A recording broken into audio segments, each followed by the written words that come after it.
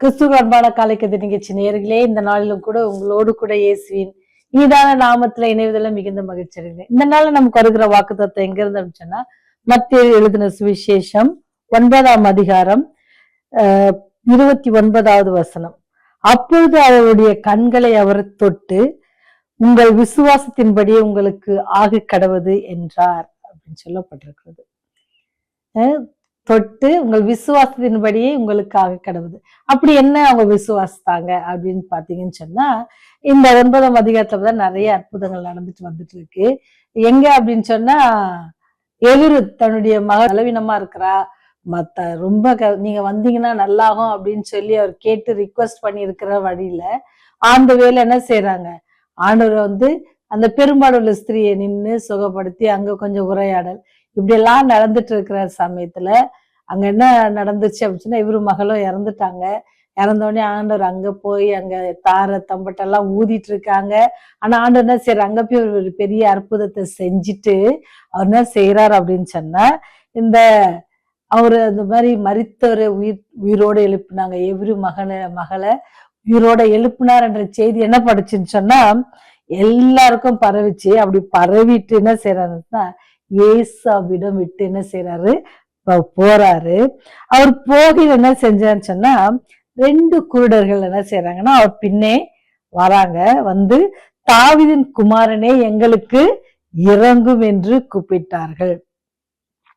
அவர் வீட்டுக்கு வந்த பின்பு அந்த குருடர் அவரிடத்தில் வந்தார்கள். இயேசு அவர்களை நோக்கி, இதை செய்ய எனக்கு வல்லமை உண்டென்று விசுவாசிக்கிறீர்களா என்று கேட்டார்.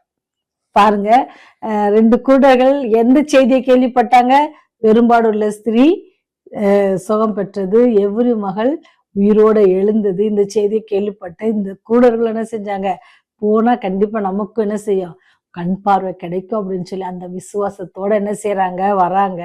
ஆண்டவருக்கு தெரியுது அவங்கள பத்தி, அதனால கேக்குறாரு, நீங்க என்ன செய்றீங்க, என்னால இதை செய்ய முடியும்னு எனக்கு அந்த வல்லமை இருக்குது நீங்க நினைக்கிறீங்களா அல்லது விசுவாசிக்கிறீங்களா அப்படின்ட்டு கேக்குறாங்க.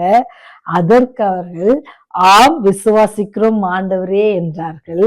அப்பதான் ஆண்டவர் இந்த வாக்குத்தத்தத்தை இந்த பதில் அவங்களுக்கு சொல்றாரு. இந்த பதில் என்ன சொல்றாருன்னு சொன்னா, அப்போது அவர்கள் கண்களை தொட்டு உங்கள் விசுவாசத்தின்படியே உங்களுக்கு ஆக கடவுது அப்படி என்ன செஞ்சுச்சு, அடுத்த வசனத்தை பண்ண உடனே அவருடைய கண்கள் திறக்கப்பட்டது. சரிங்களா, இது வரைக்கும் பார்த்தோம் அப்படின்னு சொன்னா ரொம்ப சந்தோஷமா இருக்கு. என்ன அப்படின்னு சொன்னா, சில வேளைகளை நம்ம என்ன செய்யும், ஆண்டவருக்கு எல்லாவற்றையும் செய்யனது வல்லமை உண்டு. ஆனாலும் ஆண்டவர் நம்ம கேட்பாங்க, நீங்க என்ன விசுவாசிக்கிறீங்களா, என்னால செய்ய முடியும் அப்படின்னு சொல்லி நீங்க அது நம்ம விசுவாசித்தாதான் அது என்ன செய்யும் நடக்கும். இந்த குருடர்களும் அதான் சொன்னாங்க, ஆம் நாங்கள் விசுவாசிக்கிறோம் அப்படின்னு சொன்னப்ப அப்ப அந்த குருடர் என்ன விசுவாசித்தாங்கன்னு சொன்னா, எங்களுடைய கண்கள் திறக்கப்படும், கண்டிப்பா எங்களுக்கு பார்வை கிடைக்கும் அப்படின்னு சொல்லி அவங்க விசுவாசித்தாங்க. அதே மாதிரி அதே விசுவாசம் உங்களுக்கும் எனக்கும் இருந்துச்சு அப்படின்னு சொன்னா, ஆண்டவர் என்ன சொல்வாரு, நம்மளையும் பார்த்து என்ன சொல்றாரு, நீங்க விசுவாசத்தின்படி உங்களுக்கு ஆக கடவுது. நீங்க என்ன விசுவாசிக்கணும், நீங்க என்னெல்லாம் கேட்டிருக்கீங்க, ஆண்டவரால முடியாத காரியம் எதுவும் இருக்குதா, கண்டிப்பா எதுவுமே இல்லை. இப்ப நீங்க கேட்ட காரியம் ஏன் நடக்கல அப்படின்னு சொன்னா, உங்களுடைய விசுவாசத்துல சில குறைபாடுகள் இருக்கலாம், இல்ல ஆண்டவர் அது நமக்கு தேவையில்லாம இருக்கிறதுனால டிலே ஆகலாம், நிறைய காரியங்கள் இருக்கு இல்லையா. அது எல்லாத்துக்கும் மத்தியில என்ன செய்யணும், விசுவாசம் ரொம்ப ஸ்ட்ராங்கா இருக்கணும்ன்றதுதான் இந்த மக்கள் நமக்கு சொல்லி தராங்க. அடுத்தது ஒரு விஷயம் என்ன பாத்தீங்கன்னு சொன்னா, அவரு சொல்லுவாரு, அவங்களுக்கு பார்வை கிடைச்சிரும், உடனே அவருடைய கண்கள் திறக்கப்பட்டது, இதை ஒருவரும் அறியாதபடிக்கு எச்சரிக்கையா இருங்கள் என்று இயேசு அவர்களுக்கு கண்டிப்பாய் கட்டளையிட்டார். நினைச்சு பாருங்க, குருடர்கள் 2 பேரு கண்ணு எனக்கு விசுவாசிக்கிறீங்களான்னு கேட்டாரு, ஆமா விசுவாசிக்கிறேன்னு சொன்னா, அப்ப அதே மாதிரி உங்களுக்கு நடக்கட்டும் அப்படின்னு சொன்னாரு, நடந்துருச்சு. ஆனா ஆண்டவர் சொல்றாரு, இதை நீங்க யாருக்கும் சொல்லாதீங்க, தெரியாதபடிக்கு இருங்கன்னு கட்டளையிட்டார் அப்படி இருந்துச்சு. ஆனா அவங்க என்ன பண்ணாங்க அப்படின்னு பாத்தீங்கன்னு சொன்னா, அவர்களோ புறப்பட்டு தேசம் எங்கும் அவருடைய கீர்த்தியை பாருங்க. என்ன ஆச்சரியம் இல்ல, நீங்களும் நானும் எத்தனை காரியங்கள் பார்த்திருக்கேன். ஆண்டவர் நம்முடைய விசுவாசம் சில நேரம் நம்ம ஆண்டவர்கிட்ட நடக்குமோ நடக்காதோன்னு கேட்டிருப்போம், அதை கூட அவர் அப்படின்னு செஞ்சிருப்பார், நமக்கு கொடுத்திருப்பாங்க. யார்கிட்டயாவது சொல்லியிருக்கீங்களா, ஆண்டவர் புறப்பட்டு போங்க சகல ஜாதிகளுக்கும் சொல்லுங்கன்னு சொல்லியிருக்கிறாரு. ஆனா இங்க சொல்ல வேண்டாம்னு சொன்ன இந்த குருடர்களே என்ன செஞ்சாங்க அப்படின்னு சொன்னா, ஆண்டவர் கண் பார்வை கொடுத்ததுனால, அந்த விசுவாசத்தினால அவங்க என்ன செஞ்சாங்க, அவங்களுக்கு விசுவாசத்தபடி அவங்களுக்கு பார்வை தெரிஞ்சிச்சு. அந்த பார்வை தெரிஞ்சது எங்க செஞ்சாங்களா, அந்த தேசமெங்கும் பிரசித்தப்படுத்தினாங்க அப்படின்னு சொல்லப்பட்டிருக்கு. பாத்தீங்களா? இதுதான் நம்ம செய்ய வேண்டிய காரியம். ஆண்டவர் நமக்கு செய்திருக்கிற அநேக காரியங்களை நம்ம ஆண்டவர்கிட்ட இருந்து பெற்றிருக்கிறோம். கடந்த வருடம் முழுவதும் நம்ம அநேக காரியங்களை பெற்றிருக்கிறோம். சரிங்களா? சில நேரம் வேலை இல்லை, ஆண்டவர் நமக்கு என்ன செஞ்சாரு, வேலையை கொடுத்திருக்கிறாங்க. சில நேரம் வியாதியா இருந்தோம், ஆண்டவர் அந்த வியாதியில நமக்கு விடுதலை கொடுத்திருக்காங்க. சிலருக்கு தோல் வியாதி இருந்துச்சு, விடுதலை கொடுத்திருக்காங்க. சிலர் கேன்சர் இருந்துச்சு, விடுதலை கொடுத்திருக்கிறாங்க. நிறைய காரியங்கள் அப்படி லிஸ்ட் அவுட் பண்ணிட்டே இருக்கலாம் இல்ல. டெய்லி வேலைக்கு ரொம்ப தூரம் டிராவல் பண்ணி போயிட்டு வந்திருப்பாங்க, அவங்களுக்கு ஆண்டவர் என்ன செஞ்சிருக்காரு, நல்ல பலன் கொடுத்திருக்கிறாங்க, நல்ல டிராவலிங் மசிஸ் கொடுத்திருக்காங்க. அதுக்காக நான் என்ன செய்யலாம், நிறைய காரியங்கள் அதெல்லாம் நம்ம என்ன செய்யணுமா, சொல்லணும் ஆண்டவர்கிட்ட.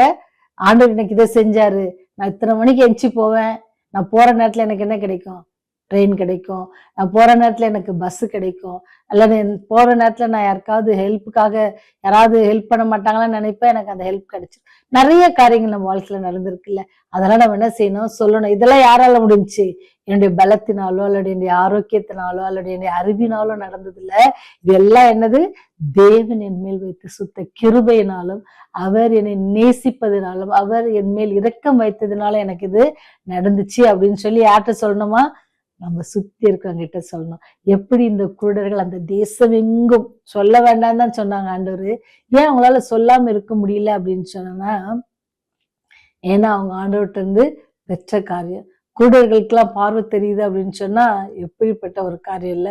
ஆண்டவர் அவங்க மேலேயும் என்ன செஞ்சாரு, மனதுருகி அவங்களுக்கு என்ன செய்யறாரு, கிருபையா செய்ய. அதை பெற்ற பிள்ளைகளை எப்படி இருந்தாங்களாம், ஆண்டவரை பத்தி ரொம்ப எல்லா இடத்துலயும் சொன்னாங்க. அதே போல நீங்க அநேக ஆசீர்வாதங்கள் ஆண்டவர்கிட்ட இருந்து பெற்றிருக்கீங்க. ஒருவேளை நீங்க கேட்ட காரியம் நடந்திருக்காம இருக்கலாம், அது கூட உங்க நன்மைக்காக தான் இருக்கும் அப்படின்னு சொல்லி அநேக நேரத்துல நான் சொல்லியிருக்கிறவங்க கிட்ட, நமக்கு எது ஒண்ணு கேட்டு கிடைக்கலையோ அது எது அது நம்முடைய நன்மைக்காக தான் இருக்கும் அப்படின்னு சொல்லி நம்ம ஏற்றுக்கொள்கிற மனப்பக்குவம் நமக்கு வேணும். ஆண்டவர் அவருடைய பிள்ளைகளை எப்பவுமே என்ன செய்ய மாட்டாரு, கைவிட மாட்டார். அவங்கள கேட்டதை தராம இருக்கிறதுக்கு என்ன அவருக்கு என்ன சந்தோஷமா, கண்டிப்பா இல்ல. அது என் பிள்ளைக்கு இப்போ தேவையான்றத அவர் பார்ப்பாங்க. எப்படி நீங்களா நம்முடைய பிள்ளைகளுக்கு இது தேவையா, இந்த வயசுல இது தேவையா, அவ ரொம்ப பெரிய பெரிய பைக் அல்லது புல்லட்டை கேட்டா என்ன செய்வோம், நம்ம புல்லட்டை கேட்டா என்ன செய்வோம், அப்பா இது உனக்கு வயசு இல்ல, இன்னும் கொஞ்ச நாள் போகட்டும், நீ காலேஜ் முடிச்சுட்டு வேலைக்கு போகும்போது வாங்கி தரேன், கார் வாங்கி தரேன், ஏன்னா இது கூட சேஃப் இல்லைன்னு அப்படிலாம் நம்ம ஏன் சொல்றோம், பிள்ளைகள் மேல் வைத்த. அதே போலதான் நமக்கும் ஆண்டவர் சில காரியங்களை நமக்கு தந்திருக்க மாட்டாங்க. அது குறித்து நம்ம கவலைப்பட தேவையில்ல. ஏன்னா அவர் எல்லாவற்றையும் பார்த்து கொள்கிறவர். அதாவது இந்த குஷ்டரோகி, இந்த கண் தெரியாதவர்கள் அல்லது குஷ்டரோகிகளை பார்க்கும்போது அவங்களுக்கு மனதிறங்கி அவங்களுக்கு என்ன செய்வாரு, சொஸ்தம் அளிப்பார். ஏன் அப்படின்னு சொன்னா எல்லாரையும் அவர் நேசிக்கிறார். ஆண்டவத்துல பாகுபாடே கிடையாது. எந்த வியாதி, கண் தெரியாத மாத்திரம் இல்ல, குஷ்டரோகிகள் மாத்திரம் இல்ல, மறித்திருந்தாலும் அவங்களை எழுப்ப அவர் வல்லவராக இருக்கிறார். வியாதியோடு இருக்கிறவங்கள அவர் 1 வருஷம் 2 வருஷம் 12 வருஷம் இப்பேற்பட்ட வல்லமையுள்ள தேவன் உங்கள் பக்கத்துல இருக்கும்போது நம்ம என்ன செய்ய தேவையில்ல, பயப்பட தேவையில்ல. அவரை விசுவாசிங்க. நீங்க எப்படி விசுவாசிங்களோ அதன்படி உங்களுக்கு நடக்கும், அவ்வளவுதான். அந்த குருடர்கள் விசுவாசித்தாங்க, அவங்களுக்கு நடந்துச்சு. நீங்க மனசுல எதையாவது வச்சு ஆண்டவர் எனக்கு செய்ய வல்லவரா இருக்க விசுவாசிப்பீங்கன்னு சொன்னா அது உங்களுக்கு நடக்கும். அப்படி அந்த நடக்கிற காரியத்தை நீங்க என்ன செய்யுங்க, இந்த குருடர்கள் போல மற்றவர்களுக்கு சொல்லுங்க, அவர்களும் தேவனுடைய அன்பை புரிந்து கொள்வார்கள். ஜெபம் செய்வோம். ஜீவனுள்ள தேசத்தில் எங்கள் பெயர்களை பதிவு செய்து இந்த நாளை கூட்டி கொடுத்த கிருபைக்காக பரலோகத்தின் தேவனே உமக்கு நன்றியும் துதியும் சோத்தை எடுத்துக்கொள்கிறோம் சாமி. ஆண்டவரே, நாங்கள் அநேக காரியங்கள் இடத்துல பெற்றிருக்கிறோம், அநேக காரியங்களை விசுவாசத்தோடு காத்து கொண்டிருக்கிறோம் சாமி. அதை பெற்றுக்கொள்ளுவோம் என்கின்ற அந்த விசுவாசத்தோடு இந்த நாளை நாங்கள் துவக்க எங்களுக்கு கிருபை செய்யுங்க. நீர் எங்களுக்கு செய்த சகல உபகாரங்களுக்காக நன்றி செலுத்துகிறோம், எல்லா நன்மைகளுக்காகவும் நன்றி செலுத்துகிறோம். ஆண்டவரே, பெறாத நன்மைகளுக்கு கூட ஆண்டவரே காரியம் இருக்கிறது, காரணம் இருக்கிறது என்பதை உணரத்தக்கதான அந்த மெச்சூரிட்டி எங்களுக்கு தர வேண்டுமா கெஞ்சி கொண்டாடுகிறோம். விசேஷமாக வாலிப பிள்ளைகளுக்காக செபிக்கிறோம் கர்த்தாவே. அந்த பிள்ளைகளும் உடைய அன்பை உணர்ந்து கொள்ள, அநேக குடும்பங்களில வாலிப பிள்ளைகள் உடைய அன்பை உணர்ந்து கொள்ளவும், உடைய சத்தியத்துக்கு சாட்சியாக இருக்கும் அவளை பயன்படுத்த வேண்டுமா கெஞ்சி மன்றாடுகிறோம் சுவாமி. தொடர்ந்து பாவிகளாக எங்கள் மேல் கிருபையா இருங்க. இந்த ராஜ்யம் வரும்போது நாங்களும் மோடு கூட சேர்ந்து நித்திய நித்தியமாய் வாழுகிற பெரிய ஸ்லாக்கியத்தை எங்களுக்கு தர வேண்டுமா? இயேசுவின் வழியாய் தாழ்மையோடு ஜெபிக்கிறோம் ஜீவனுள்ள பரலோக பிதாவே. ஆமென், ஆமென்.